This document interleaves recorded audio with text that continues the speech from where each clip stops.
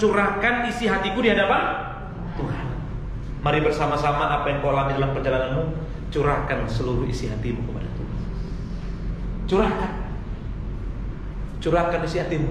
Artinya Bapak Ibu, engkau datang kepada Tuhan dengan hancur hati. Hati yang remuk engkau datang. Percayalah, ketika engkau remuk hati datang kepada Tuhan, saya jamin Anda tidak tidur. Betul nggak? Betul nggak? Tapi kalau engkau hanya sekedar datang untuk, oh, kata Bapak Gembala berdoa 1 jam, lihat saja nanti kau di ruang doa itu. Kenapa? Karena engkau tidak mengalami sebuah pergumulan. Hana ini mengalami sebuah pergumulan yang dimana ia malu bertemu dengan banyak orang. Karena pada dasarnya Bapak Ibu, pada saat itu orang-orang yang tidak punya keturunan itu dianggap sebuah aib bagi banyak orang. Sama orang Batak pada dasarnya, ketika sudah menikah dan tidak punya keturunan dan sudah 5 tahun, 10 tahun menikah, tidak punya keturunan, maka mau pulang ke kampung pun dia malu. Suaminya bilang, ayo kita pulang Mak. Janganlah Pak. Kenapa? Pasti nanti yang ditanyain apa? Kenapa kau belum punya anak? Siapanya kalian yang salah? Tuh, sudah kebawa ke dokter. Kalau kau tidak punya dokter, ada orang pintar di sana. Sudah berapa kali terjadi, dia bisa membuat keturunan. Begitu. Itu baru di rumah si mertua, di rumah orang tua laki-laki. Nanti 1 minggu di rumah laki-laki. Karena satu kampung mereka hanya beda kampung sedikit, jaraknya mungkin hanya setengah jam, berangkatlah 1 minggu lagi ke rumah orang tua si perempuan. Sampai di sana Bapak Ibu kumpul lagi, datang tulang amang boru, om, tante segala macam yang datang situ. Bos udah punya, kenapa kau udah punya keturunan? Siapa kalian yang salah? Pertanyaan yang sama yang ditanya. Pertanyaan yang sama yang ditanya. Orang begini Bapak Ibu, kalau terus ditanya, perasaannya jadi tidak enak. Sama seperti kesaksiannya Bu Evi. Bu Evi, jemaat kita yang di sini yang pindah ke Kalteng. Pulang mereka ke kampung, selalu ditanya. Maka mereka sudah tahu mereka orang pelayan. Datang keluarganya bilang, ayolah ke dukun sana, ada orang pintar di sana yang bisa membuka kandungan. Tetapi Bu Evi lebih memilih, maaf, aku punya Tuhan yang hidup. Dan puji Tuhan, mereka dengan iman yang percaya, mereka punya keturunan. Padahal berapa tahun itu? 13 ya? Berapa tahun? 10 tahun atau 13 tahun? Menikah. Apalagi Bapak Ibu Saudaraku, pulang kampung itu sangat malu ketika tidak punya keturunan. Itulah kami orang kami. Selalu tanya, ini sudah mulai salah. Maksudnya, siapa kalian yang salah? Padahal tidak ada yang salah di situ. Tidak ada yang salah. Saudaraku, ketika terjadi hal-hal yang seperti ini, maka engkau datanglah kepada Tuhan, mencurahkan isi hatimu kepada Tuhan. Engkau datang dengan hancur hati. Percayalah, engkau bisa tahan berjam-jam di sana. Halo? Kalau kau hari ini masih aman-aman Bapak Ibu Saudaraku, seakan-akan perjalanan baik-baik saja, memang sulit untuk beribadah, sulit untuk bersekutu dengan Tuhan. Sangat sulit. Tapi nanti kalau sudah mengalami masalah, baru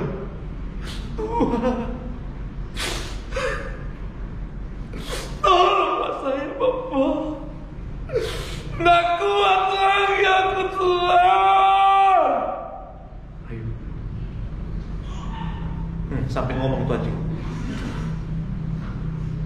Tapi kalau Anda baik-baik ngantuk, udahlah, nak penting Tuhan, nanti aja lah. 5 menit sudah, 10 menit sudah. Padahal Bapak Ibu, ada banyak masalah yang akan Tuhan izinkan terjadi atas kita. Kemarin Ibu, waktu kami pergi ke suatu tempat, putar khotbahnya siapa dia? Debbie Basir. Khotbahnya itu berkata demikian. Saya ingat persis itu. Orang Kristen kalau belum mengalami masalah, berarti ibadahnya belum benar.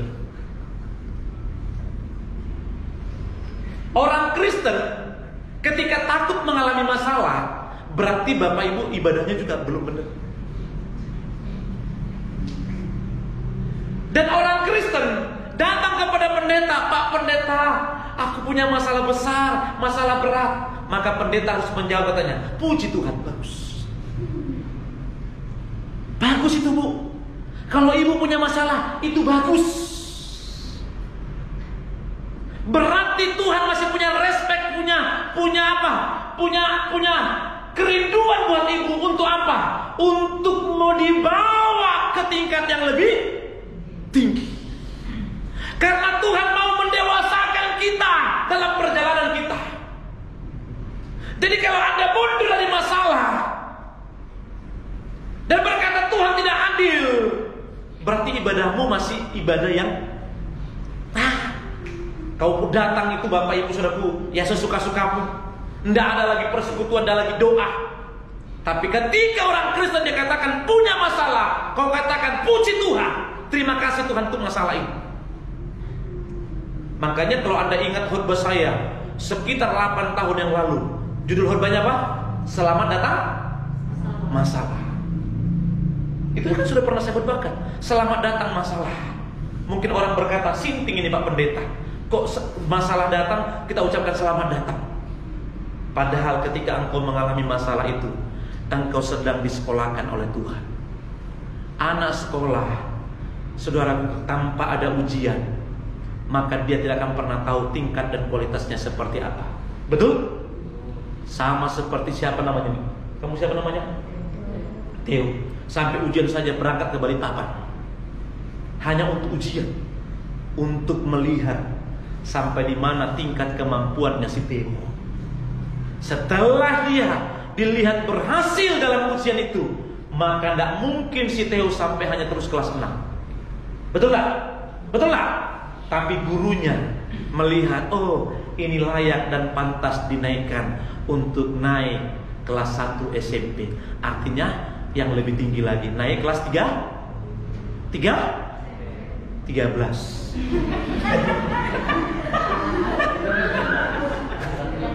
Kelas berapa? 7. Nah itu kelas 7. Ya itu bingung. Cepat betul. Kelas 7. Semua pada bingung. Yang tadinya mau ngantuk-ngantuk ya, sekarang normal kembali. Gurunya tahu Bapak Ibu Saudaraku, mungkin si Theo harus dipaksa mamanya belajar harus dibantu dengan mama bapaknya. Bapaknya kontak, kamu main game terus, belajar, besok ujian. Saudaraku, ternyata belajar itu Bapak Ibu adalah sebuah masalah buat kita. Tetapi Tuhan mau, dan guru-guru mau, ketika engkau diproses dalam ujian itu, sebenarnya engkau sedang mau dinaikkan ke tingkat yang lebih baru, yang lebih tinggi. Hana, Tuhan izinkan punya masalah agar dia ada perbedaan dengan Penina. Ketika pada saat awalnya dia malu, tetapi Hana diizinkan punya masalah, sebenarnya tanpa disadari sedang dinaikkan derajatnya lebih tinggi daripada Penina. Sama halnya dengan Anda dan saya. Kalau Anda Tuhan izinkan hari ini punya masalah, maka Bapak Ibu Saudaraku, sebenarnya Tuhan tidak pernah benci kepadamu. Tuhan itu mengasihimu dan menyayangimu.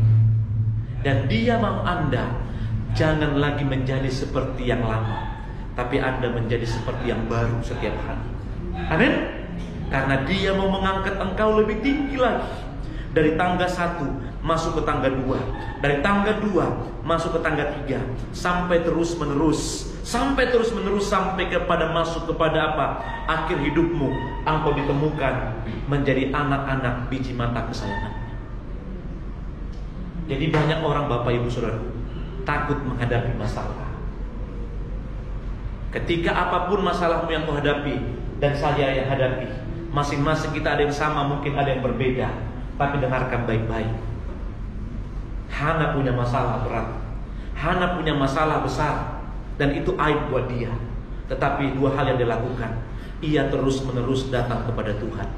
Dan yang kedua, dia lakukan apa? Ia mencurahkan isi hatinya. Ia datang dengan hancur hati. Maka masalah apa yang kau hadapi hari ini, datanglah terus-menerus kepada Tuhan. Jangan pernah berhenti sebelum Tuhan menjawab doa. Amin. Apa yang kau rindukan hari ini, apa yang kau gumuli hari ini, apa yang kau inginkan hari ini, Bapak Ibu Saudaraku, dalam setiap pergumulanmu, doakanlah terus dan doakan terus.